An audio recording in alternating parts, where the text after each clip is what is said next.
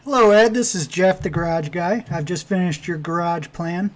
Um, it turned out pretty nice. Hopefully, it was worth the wait. So, here we go. Let's talk about what I did here. At the very top of the screen here, you can see basically what we have is your counter going across the back wall. What I did was I put a 24-inch cabinet with a sink in it, and then another 24-inch drawer cabinet, and then a stool spot, and then a 24-inch drawer cabinet, and another 24-inch wide regular cabinet. These cabinets here, from the floor to the top of the workbench, is 40 inches, so they're taller than normal as you requested. The two drawer boxes, if you remember, those have the removable dividers in them. They're really nice drawers, so you'll like those. Up above, I put store wall above the counter just to tie the whole thing together, and quite useful as well. And then above that I have four upper cabinets. Each one of these cabinets is 30 inches wide, 30 inches tall, 12 inches deep, to fill in the same amount of space as you have below on the counter. On the left wall here we have two very large cabinets. If I remember correctly, or actually I wrote it down so I do remember correctly, we had about 88 inches to work with. Well, when I drew it out, it seemed a little tight, so I reduced it down to 80 inches. So each of these cabinets is 40 inches wide. The cabinet on the left is intended to be the garden cabinet. Like you can see in this picture here, when you open the doors, you'll have all these nice holes and ovals for different garden implements. And then the one on the right is just a regular giant cabinet with adjustable shelves from top to bottom. No fixed shelves at all, so you can store whatever you need of whatever size in there. Here is a top view on the left bottom side of the image here, so you can kind of see how it all relates, how much room there is getting around here. I think it's about 36 inches.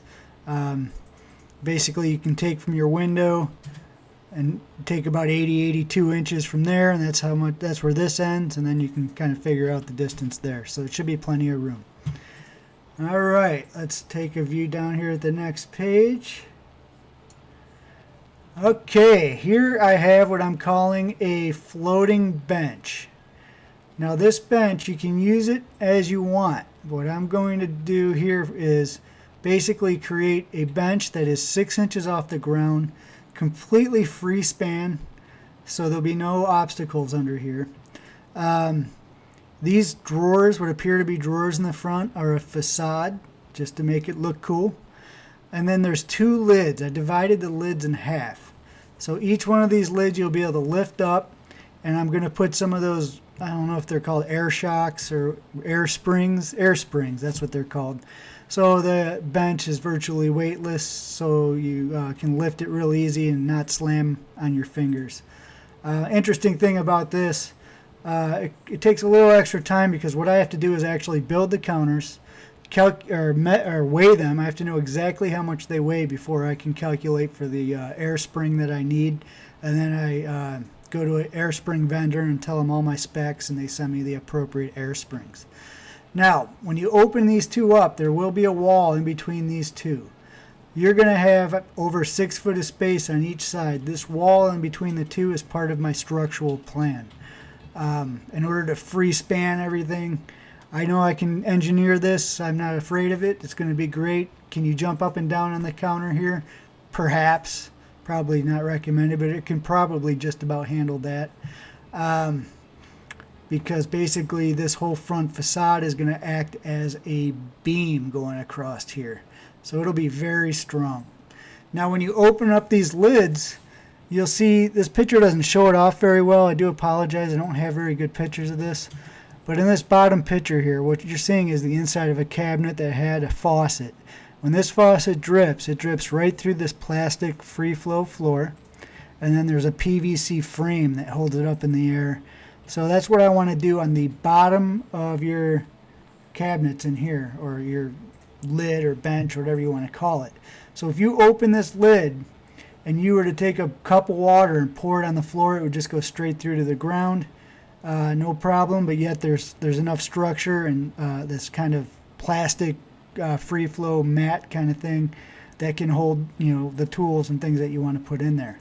Now that allows anything that leaks to land on the floor. It should also allow plenty of air and ventilation to go through. That is going to be up for you to, keep an eye on, make sure everything is as planned as far as if you put anything stinky in there, if you know what I mean. But I think it should be the way to go to solve what you asked me to solve for you. All right, let's go over pricing. All right, on the printable version of this that I sent in the same email, you get the same document with actual prices on it. So let's go over what I've got here. I've got cabinets and counter, first of all.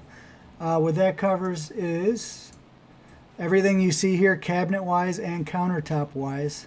For all of these cabinets, the drawers, the base system that I believe I explained that keeps the base off the ground on levelers, and then I use PVC trim to bring it down to the floor.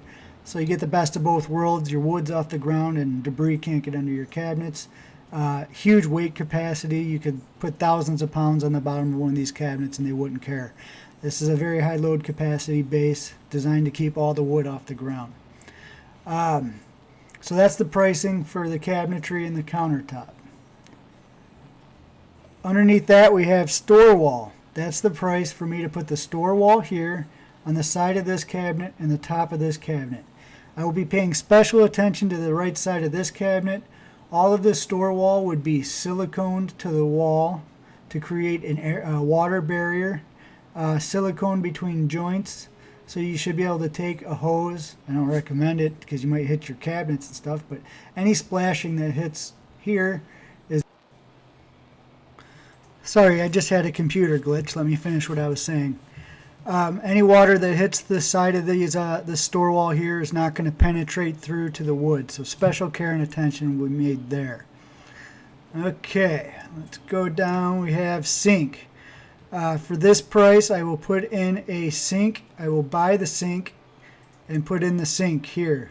It doesn't include, the faucet, as you can get any kind of faucet. But this is a pretty good sink I found at Home Depot. That's, it's a 2-foot wide sink. It's going to fit right into this 2-foot wide cabinet. Kind of tight, but I can get it to work.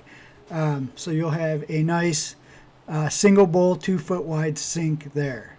If you buy the faucet and, or have me buy it and pay for the plumbing supplies, I don't mind hooking that up for you. But the cost of all those items would have to be on top of that. I recommend that I at least put in the sink. That way I can make the counter and cut for the sink. Okay, let's take a look here. We got optional extruded handles. Those are these really nice extruded aluminum handles that go the full height of the door. Very nice handles. They really do make the cabinets look, industrial strong. They're just really nice looking. I try to use these on all the jobs I can, but they are expensive, and a way you could save money is just by having me put regular handles on these, kind of like you can see on this cabinet down in the bottom picture. All right, garden shelves. Those are a bunch of labor to cut all those holes, so that's the price for me to cut all the holes and ovals in the garden shelves and route them and make them look real nice. Floating storage bench. I just put a price on the whole bench. That is everything. If you pay for the extruded handles, I'll throw them in on the bench. If you choose not to, then I won't. We can do any type of facade you want on here. Drawers, you could do miniature doors, however you want to do it. I think this looks pretty nice. So then I totaled all that up. We got our total. And then I added a little discount there to give us a nice round number. And that's my proposal. I'd love to work with you on this. I hope to hear back. If you could please just give me a call at 513-374-9344 with any of your feedback. Or you could just simply reply to the email, jeff@thegarageguy.com. Thanks. I'll talk to you guys soon.